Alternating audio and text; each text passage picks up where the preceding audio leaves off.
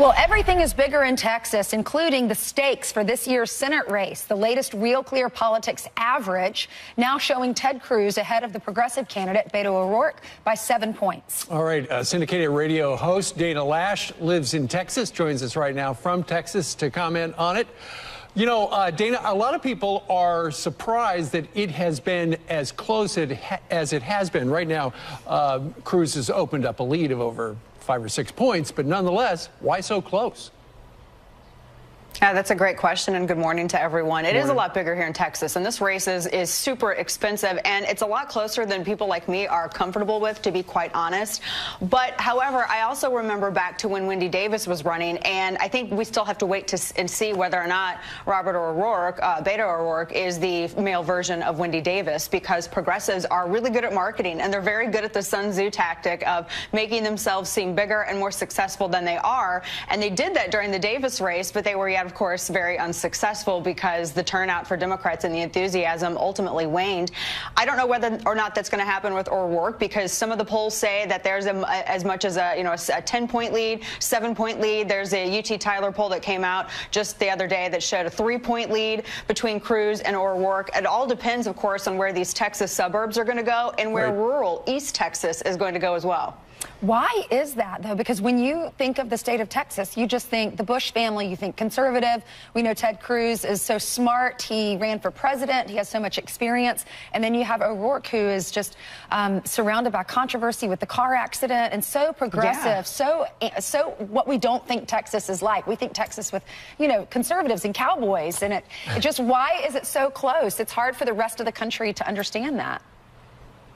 Well, I think, Ainsley, you hit on some incredibly important topics because, Beto O'Rourke, this is a guy who talks about banning certain semi-automatic firearms like the AR-15. This is a guy, of course, who denied leaving the scene of a crime at one of the last debates that he was at. And he was ultimately fact-checked by some in mainstream media over that. And this is a guy who is incredibly friendly on energy, which is kind of important in a state like Texas. And so voters, I think, immigration and energy and jobs are top priorities for Texas voters. However, one of the things, like we've seen in Nevada and we've seen in some other states, a lot of Californians have moved to Texas because Texas has been very successful in luring a lot of businesses because of the no state income tax, the friendly business climate. And with those businesses that come to Texas, you have some of those employees that come with them. In fact, it's changed so much in Texas that my friends in real estate they've said that the market has changed. In fact, when people in Texas put their homes on the market, now they have to cater to what they call the California buyer. So that's one of the things that's playing in here, too. Yeah, you got Austin, who used to be like that. Now it's spreading. So that's one of the Republicans would look at the negative things about being so attractive with low-tax states. Ironically, it's Democrats who hike the taxes, and then they're the ones leaving for low taxes. Same thing's happening in Florida to a degree, and in Tennessee, Nashville specifically.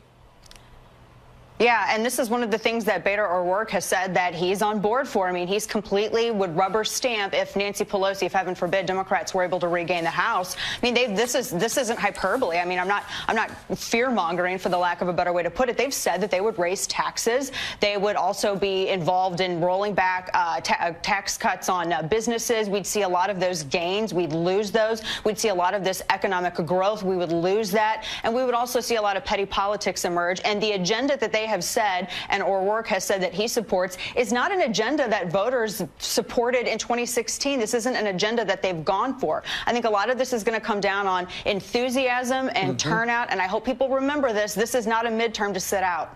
Yeah, and we'll know how many people do sit out and how many people vote next Wednesday morning. Dana Loesch, down in Texas. That's right. Thank you very much. Thanks, Dana.